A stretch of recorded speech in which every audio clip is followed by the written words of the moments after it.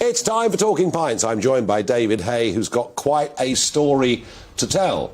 But David, welcome to the programme. Very good to see Cheers. you. But your story begins in Cornwall, right down the end of the peninsula. It does, where I came from today, up on the train from Penzance. I mean, I grew up down there. I just grew up down there, school down there. School down there. The first and last school in England, depending on which way you go. And now spend a lot of my time down there. It's a wonderful place. It's a wonderful place. I've been going for years. I love it. I like going there to catch fish, sharks, tuna, you name it. I love the place. But it's got too popular. And the money, I mean, I know Padstow pretty well. The money's flooded in. In the winter, there are no shops open in the town. It's, got to go to the main supermarket up the hill. Property's unaffordable. Where does Cornwall go from here? Well, I mean, it's a real problem. And the G7 made it even worse because people all around the world then saw how that was Carby's Bay, wasn't it? Yeah. Beautiful Cornwall was. But I mean, I grew up down there, and people I went to school with, normal jobs, just cannot afford houses. You're looking at, say, like a 3-bedroom semi-detached house, £300,000-400,000. If you work in a farm or a supermarket or a fisherman, you've got no chance. And those are just going up and up and up. And the village that I live in, there's no shops anymore, the pub doesn't open anymore, all the houses next to mine are holiday lets, there's no community, there's no village. Everything gets destroyed. Completely. London money. Yeah. And they love it because they come for a few weeks a year and they can surf on the beaches and do all the great things. So what do we do? I think that's the difficult thing. That's where do you go from there? I mean, I think, you can look at restrictions on housing. Housing is one of the big things, particularly for my friends that I grew up with down there.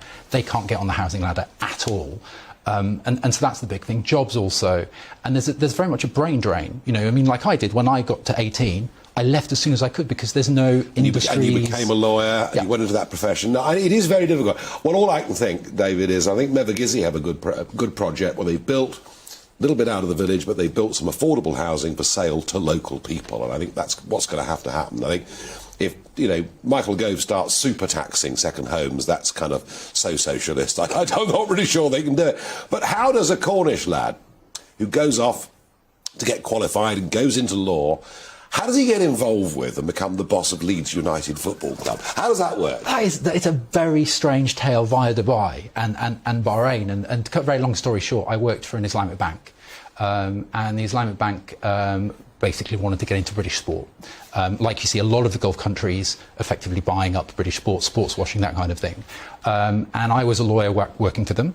And at the time, the Saudis are doing this in a huge way. Exactly, Saudis, you see Qatar, Golf, UAE, obviously. Boxing, you name it. Yeah. And I mean, it's effectively sports washing, and that's effectively the organisation that I work for, what they needed to do, because they wanted to kind of repair their reputation after the big crash in 2008.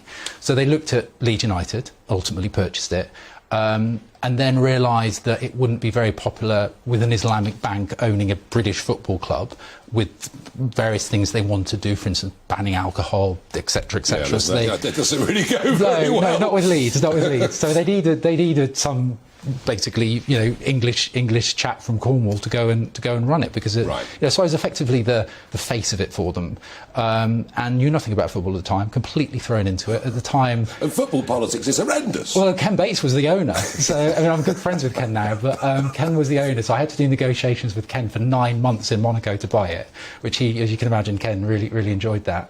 So in a way, I was actually lucky because of that, because Ken Bates was the owner. And he stayed on as chairman. Sean Harvey, who later became the CEO of the Football League, he then was the CEO of Leeds. So I had a good kind of training. And you were chairman, you were managing director, head cook and bottle washer and all the rest of it. They're very interesting. And do you still support Leeds? Yeah, no, I mean, my parents are from Leeds. Oh, originally? Yeah, so it was a nice, I didn't get that connection. Yeah, my parents were from Leeds. I mean, they gradually moved down to Cornwall, for as far as they could. It was a really nice experience. And, I was the first. I mean, I know there's a lot about homophobia in sport at the moment and inclusivity. And, that was nearly a decade ago now, and I was the first, I mean, what one would term openly gay managing director of a football club. And we've obviously seen now with the footballers, with Jake Daniels coming out, we're seeing all sorts of debates now on trans athletes as well. So it's interesting to see where we were 10 years ago. I think they're two slightly separate debates, actually. But they are. We haven't got time for them now. But I think the trans athlete debate is more about women's rights, actually, and David, you're in Dubai, you're a lawyer, you're making big money, you're doing very well, but the long arm of the law comes to get you. You're accused of embezzlement of a significant sum of money. You lose the case, you're there in a Dubai prison. Yeah. Do you maintain your innocence to this day? Absolutely. I mean, I was accused. I mean, just to show you how ridiculous it was, I was accused of what's called breach of trust, where I was found guilty after a trial I wasn't allowed to go to. It was in Arabic, and what I now help people that have similar experiences. But I was also jailed for 9 months for Twitter abuse, of which I was found innocent of. But Twitter, I mean, that gives you an idea. A country that can put you in jail for 9 months for using Twitter. So it's all well and good with these countries when you're doing business with them and you're making money out of them and it's all going well. But if things turn... Yeah, that's the problem with it. Someone like, for instance, many of the countries in the Middle East, but if you look at Dubai as an example, you've probably got 90% of the people there breaking the law unknowingly 95% of the time. If, for instance, if you're a man and you live with a woman who's not your wife, and not your sister, and not part of your family, you're breaking the law. And people don't realise that. You know, if you have alcohol outside of one of the hotels, so if you drive from a hotel to another hotel with alcohol in your blood, you're breaking the law.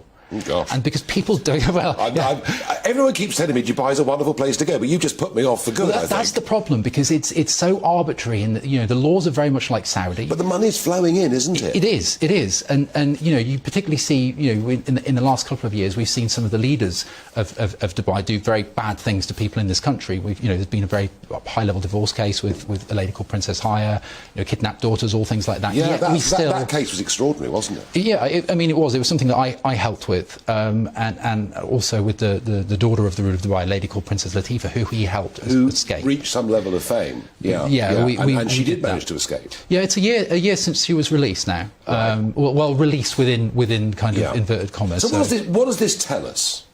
I think about the Islamic world, about the Middle East. What does it tell us? I think many things. I think you know, when you look at, I think it's.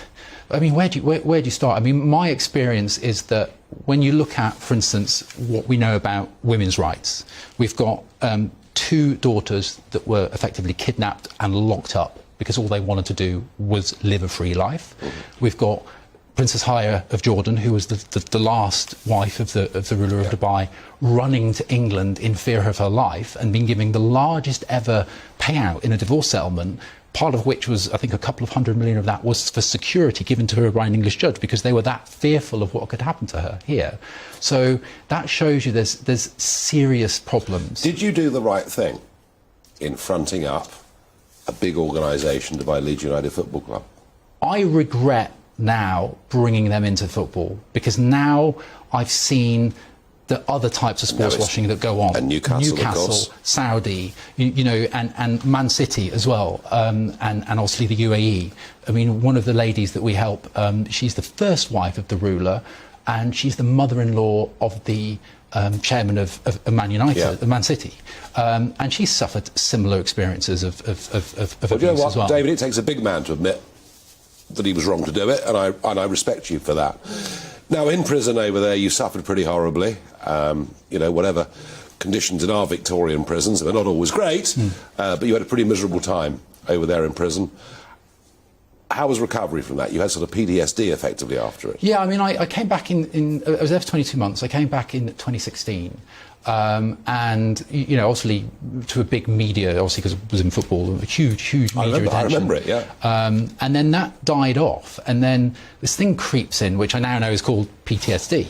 And I've probably been, I've had about 6 months of treatment for that in and out of hospital, because I live in Cornwall, it's difficult to get treatment down, so I come up to London. I think the thing that Prince Harry has, which is called EMDR, this is kind of Californian. You think it's Californian mumbo jumbo where they wave fingers in your face, but it actually works. If you get it does work if you get a good therapist. So I've had that. It still never, you know, it still never goes away from you. You know, there are still moments you smell something that reminds you of living in Dubai. And you have physical abuse, etc. Yeah, you hear an Arabic phrase, it brings it back to you. But now what I do, you know, getting something positive from a negative, is I help not just Princess Latifa, Princess Haigh, you know, and I help hundreds of Brits that get involved in these ridiculous cases where they get jailed for having a drink in a bar, you know, God forbid, in Dubai. Yeah. So that brings something, I think, positive. So that's what I spend my time doing now, helping other people. And obviously, you know, Princess Latifa was the biggest case that we've done. Yeah. You know, even saw the likes of Mary Robinson admit that she made the worst mistake of her life when she got involved in effectively the cover-up of I mean, you're basically now a human rights campaigner. Yeah, exactly now. So I've gone from an evil corporate lawyer to human rights lawyer. Yeah, and a sponsor of Islamic money and British football. He started it, it's his fault. But what interests me is this. about the whole thing. You know, it's kind of this country. I'm off to Lincoln tomorrow. I'm going to see a copy of the Magna Carta. It's on loan to them. I'm going to have a look at an original copy of the 1215 Magna Carta. Now, the circumstances of it were extraordinary. They sort of said to King John, sign this or we'll, you know, you won't be here tomorrow. But he did sign it. And with that began something, we'd learnt a lot from the Romans about the principles and concept of common law. And we took it on.